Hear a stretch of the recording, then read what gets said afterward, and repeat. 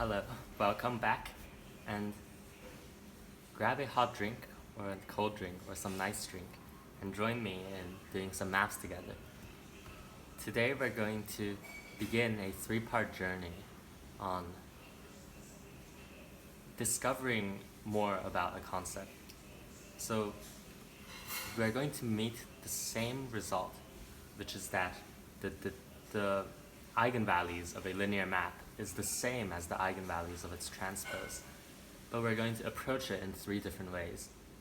And these three different ways is going to be part of a journey of discovering the truth, discovering what's underneath, what is really going on here. The first way is the way I first learned it, where the algebra is straightforward and we get the proof of this result quite quickly. But it doesn't tell us much about what's going on under the hood. Why is this true? Why should we feel it in our bones that this thing should be something we suspect is true and something that we prove is true? And this uses determinants. The second part, we're going to talk about a more intuitive version, where now we're exploring a connection between the eigenvalues of a linear map and certain vanishing polynomials of the linear map. Polynomials of the linear map where it sends every vector to 0. And I'll explain what that means later. And this way, it gives us a motivation and a technique for suspecting why this result should be true, and gives us a way of appreciating it more. But beyond this, there's an even better way. The third way is to use a abstract definition of what the transpose means, that it is the adjoint of a linear map. And using this definition, we could directly, naturally, and completely derive this result without any loose ends like we do with the first two methods. At this point, we're at the top of a mountain, and we should be happy to get there. And I really appreciated when I discovered this. It made me realize what it felt like having learned something. That's an important thing to have. So, first we're going to fire off some definitions. We're going to be working in a vector space capital V of dimension n. And I say dimension n because this is a finite dimensional vector space. These proofs actually don't extend to the infinite dimensional case. And we're going to be talking about a linear map, F, from the vector space to itself, as well as its transpose. And a bilinear map, you could think of it just as an n by n matrix of real numbers. And the vector space V, you could think of it as n-dimensional Euclidean space.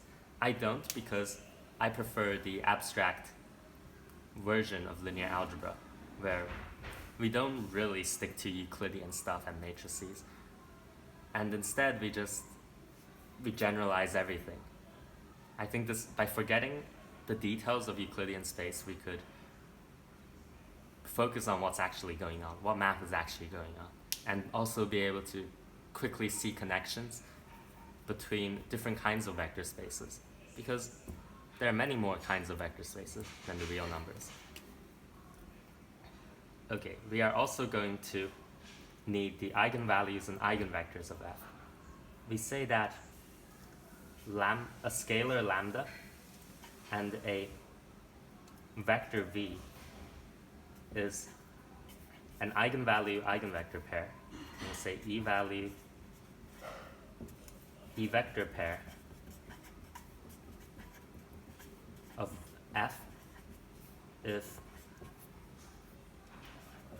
F applied to V, you might think of that as matrix multiply with V, gives us scaling V by lambda.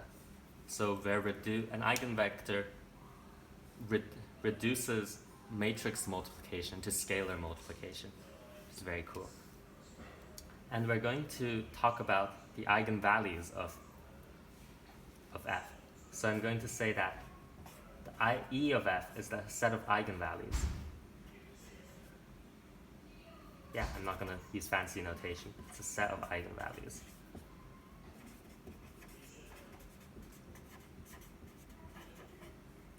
Of f. Take a quick look, and then I'm going to change pages. And our main character for today is that the eigenvalues of f are the same as the eigenvalues of its transpose. And here we go, method 1. So method 1 uses determinants, and it is quite straightforward. We start with the definition of an eigenvalue, an eigenvector pair, and we rearrange it. So we subtract lambda v from both sides. All we get is f of v minus lambda v is equal to the 0 vector. And now we factor out v from both sides. So actually, what's inside of the brackets are operations between linear maps or between matrices. So we have this equation, which is saying that any vector v which the map f minus lambda I sends to 0 is an eigenvector of f. In other words, lambda is an eigenvalue of f if and only if the kernel of f minus lambda I has a non-zero vector.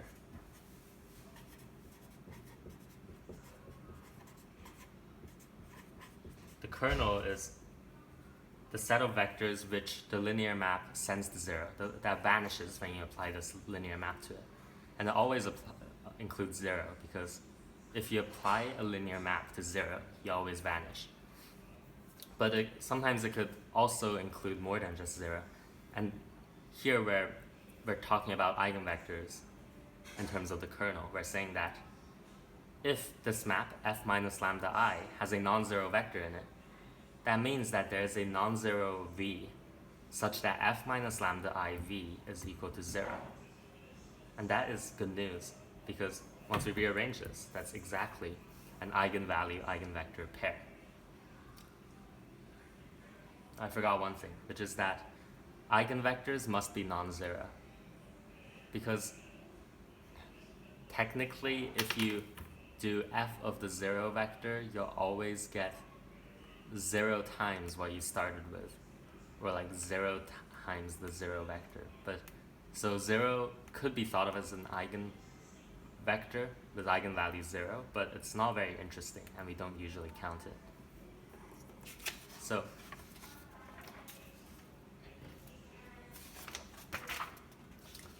we talk about the kernel, and if the kernel has a non-zero vector in it, that actually means that the linear map we're working with is not invertible, because the kernel having a non-zero vector means that there's a v where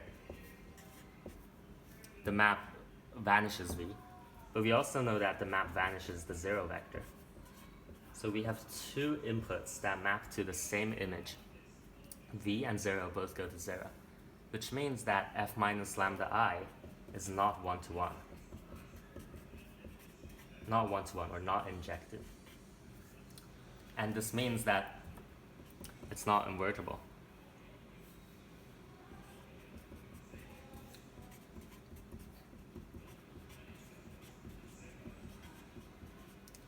And actually, this is an if and only if, because we're working with linear maps. I won't say much more other than the reason for this could be found in the rank and nullity theorem. So, okay. And now we bring in determinants. A matrix is not invertible if and only if its determinant is 0.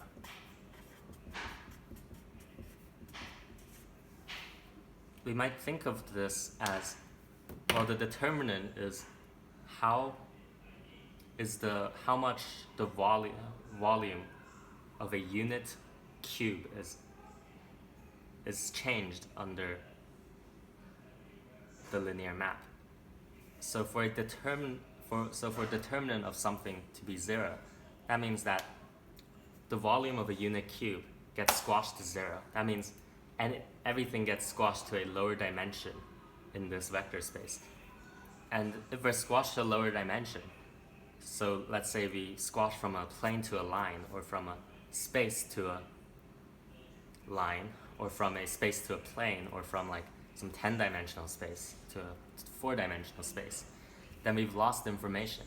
A bunch of stuff have collapsed, and we can't really invert the map by going from a lower dimension to a higher dimension. There's not enough information. So this is an intuition for why not invertible is exactly when determinant is 0. Okay, so here's one more piece of notation that will save writing. I'm going to say that the roots of a function g of x is equal to, well, it's the roots, the things that get mapped to 0. So that's big R of something. And what we've just shown is that the eigenvalues of a linear map F is precisely the roots of this determinant when viewed as a function of lambda. So if we had a lambda where the determinant vanishes, well, that's exactly an element in the eigenvalues, and same vice versa, it's equivalent. And this determinant we call the characteristic polynomial of F, and it's a function of lambda. We talk about it as a polynomial because it actually is a polynomial, but right now it's not important that it's a polynomial, just that it's a function where the roots are the eigenvalues. Okay, so let's do this then. I'm going to write this vertically because it kind of is a vertical situation. We're going to have the eigenvalues of F is equal to the roots of the determinant of F minus lambda I.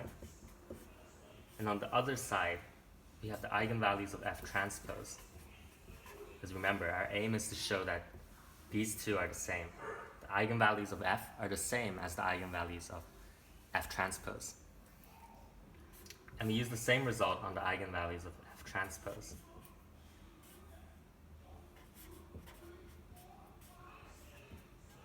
So you can see that the eigenvalues of F transpose are the roots of a very similar looking determinant. And now we introduce a key result, which is that the determinant of a linear map is equal to the determinant of its transpose, always.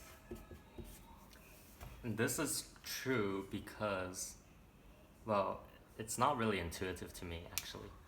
I know of at least 3 proofs of why this works, but it's not really intuitive. The first way I know about how to do it is we could think of determinant in terms of an expression with the permutations of the entries of G when we consider G as a matrix. And the transpose is something like you permute the rows instead of the columns, and you could use properties of permutations to show that it's actually just like rearranging some stuff.